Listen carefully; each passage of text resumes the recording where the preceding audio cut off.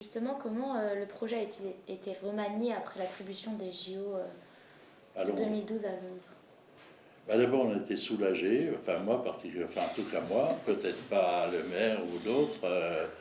Moi j'ai été soulagé parce que j'étais très inquiet du délai très court, 6 ans. Le terrain n'était pas vide, contrairement à ce que certains pouvaient croire.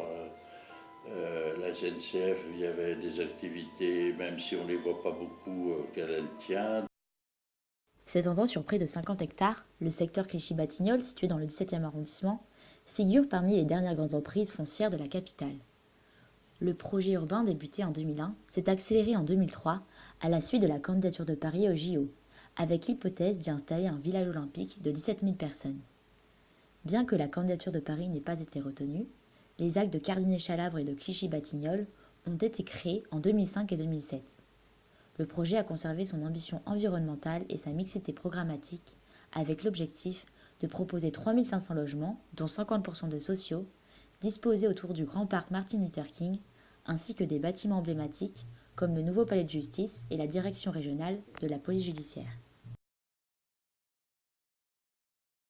Le secteur Clichy-Batignolles est marqué par des coupures urbaines et sociales.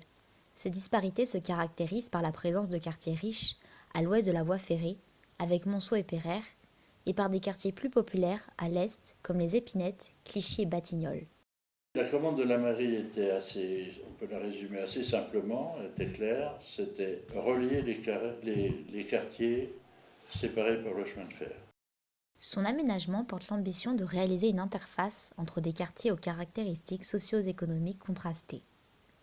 L'aménagement du grand parc urbain Martin Luther King et les ouvrages de franchissement du faisceau ferroviaire participent au travail de couture physique et sociale du site. La SNCF et Réseau ferré de France ont été intégrés aux négociations dans les deux phases du projet. Malgré les désaccords avec la ville de Paris et les porteurs du projet, un protocole d'accord a été trouvé prévoyant la cession de terrains appartenant aux entreprises ferroviaires à la ville de Paris. Clichy-Batignolles, en tant qu'écoquartier, est un démonstrateur de la ville durable. Et en matière de politique environnementale, les acteurs publics locaux jouent un rôle prépondérant. En effet, la ville de Paris et l'aménageur Qui ont assez vite écrit des passages spécifiques pour Clichy-Batignolles dans le plan climat de Paris qui se faisait à ce moment-là. Les acteurs publics locaux portent des objectifs en matière de développement durable qui sont très ambitieux, car ils s'inscrivent dans une volonté de promouvoir l'excellence à la française, de développer des bonnes pratiques pour ensuite les dupliquer en France et les exporter à l'international. Par ailleurs, ce quartier est un lieu d'expérimentation phare. L'aménageur et la ville bénéficient de subventions européennes. Et ils ont été retenus pour une démarche tout à fait nouvelle, expérimentale, qui est de suivre, une fois les réalisations achevées, toutes les questions de consommation d'énergie avec tous les acteurs, que ce soit des constructions publiques, des constructions privées, des immeubles en copropriété, ce qui complique, on ne connaît pas encore les syndics de copropriété, etc. Et pour avoir en temps réel toutes les consommations, en tout cas d'énergie, et pour savoir si ce qui a été produit tient le coup à l'usage dans la durée. L'écoquartier Clichy-Batignolles remplit alors trois fonctions. C'est une vitrine, un démonstrateur de la ville durable et une expérimentation urbaine. Dans les années à venir, 7500 nouveaux habitants devraient progressivement investir le quartier. Des familles, mais également des étudiants, des jeunes actifs ou encore des personnes âgées y trouveront un lieu de vie grâce à une offre de 3400 logements. L'objectif ici étant de favoriser une mixité intergénérationnelle. L'offre de logements est très diversifiée et la moitié des logements sont des logements sociaux. Un choix qui découle de la volonté de l'ensemble des acteurs et particulièrement de la mairie de Paris qui souhaite favoriser la mixité sociale dans ce quartier, situé entre deux espaces très différents d'un point de vue sociologique mais également économique.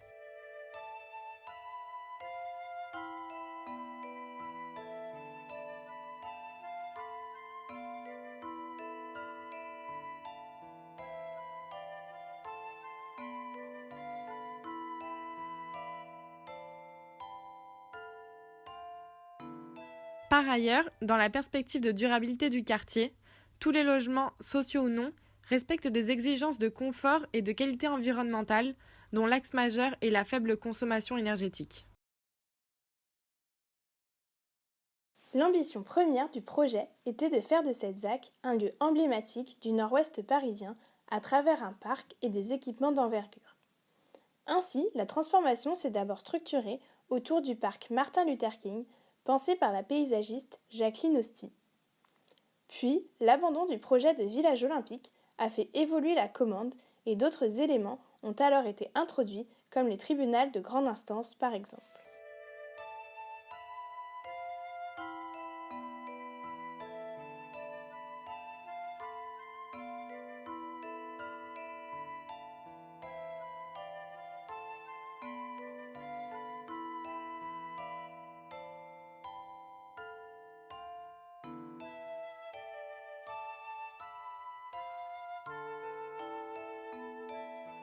Aujourd'hui, la réflexion est aussi en cours pour inclure la Cité du Théâtre dans les bâtiments de Charles Garnier datant de la fin du XIXe siècle.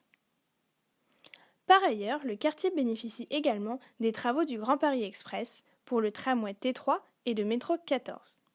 2 stations de métro desservent directement le secteur Clichy-Batignolles. Ainsi, bien que le programme ait subi plusieurs mutations, les acteurs du projet ont su les mettre à profit, ce qui a contribué au rayonnement et à la médiatisation de ce nouveau quartier tout au long du projet.